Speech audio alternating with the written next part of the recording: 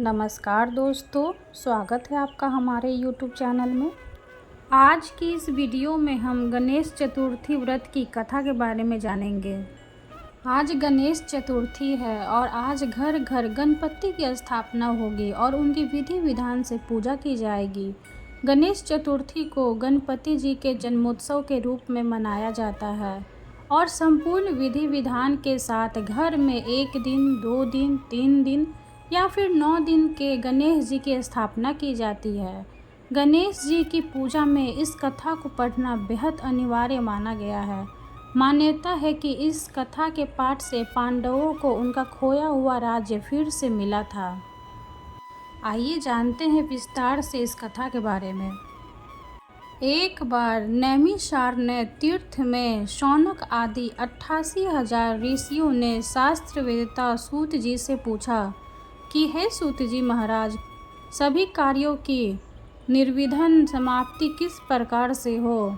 धनोपार्जन में कैसे सफलता मिल सकती है और मनुष्यों की पुत्र सौभाग्य एवं संपत्ति की वृद्धि किस प्रकार हो सकती है?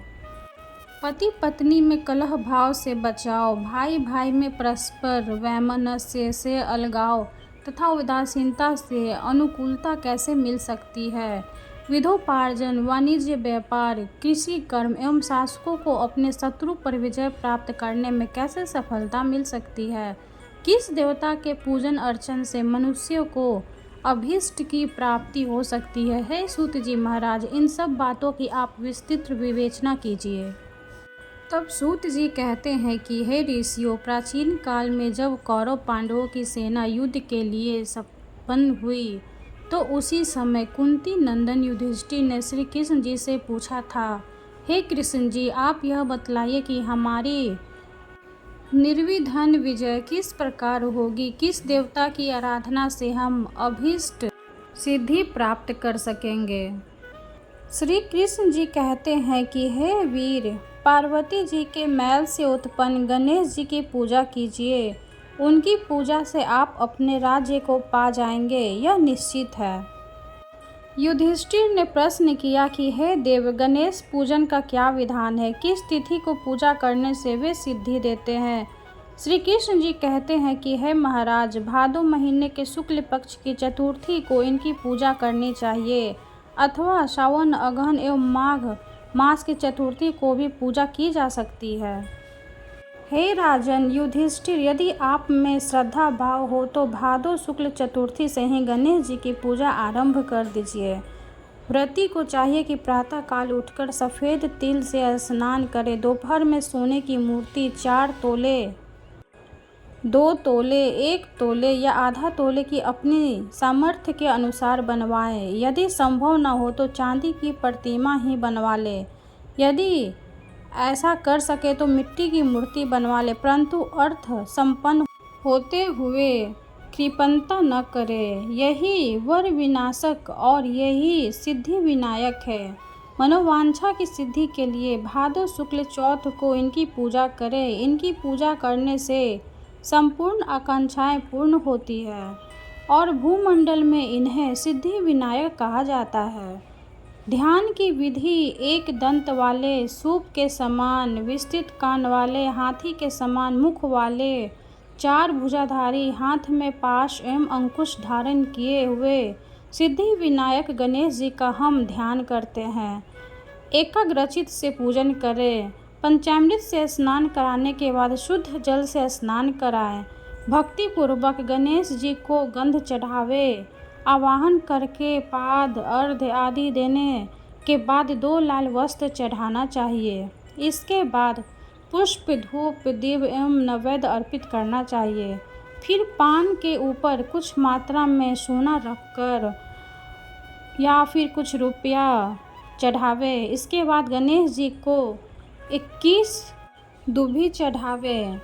उनके विभिन्न नामों द्वारा भक्ति पूर्वक गणेश जी की पूजा दुर्वा से करे। हे गणाधिप, हे उमापुत्र, हे पाप के नाशक, हे विनायक, हे ईशनंदन, हे सर्वसिद्धिदाता, हे एकदंत, हे गजमुख, हे मूषकवाहक, हे स्कंद कुमार के श्रेष्ठ भ्राता, हे गजानंद महाराज, मैं आपको प्रणाम करता हूँ।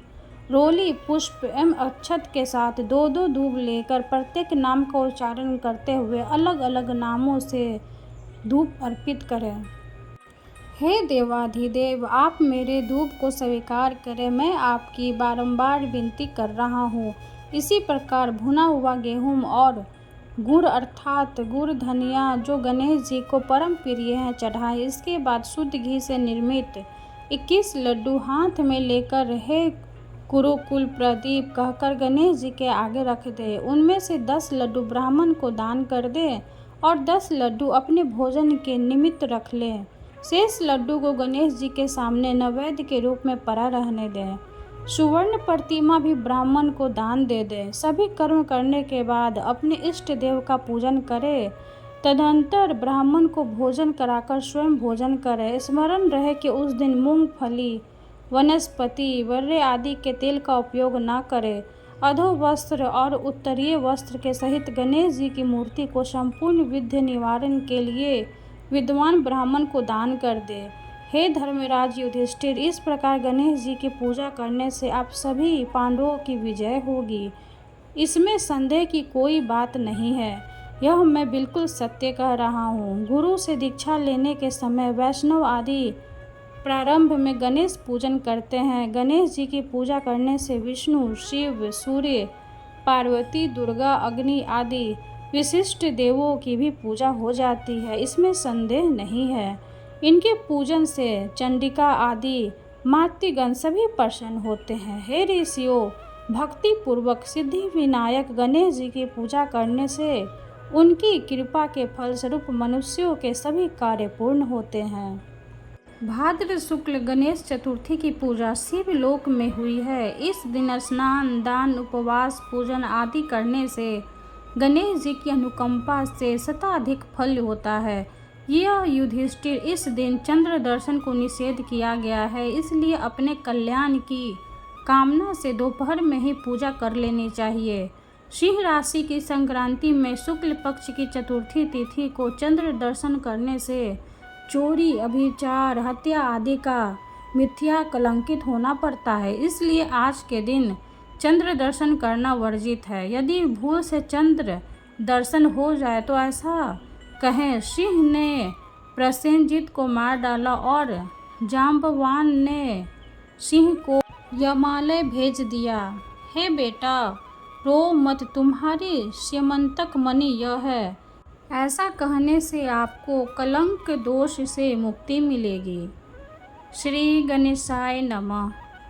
कथा समाप्त हुई। वीडियो अगर अच्छी लगे तो लाइक कर दे, चैनल को सब्सक्राइब कर दे। धन्यवाद।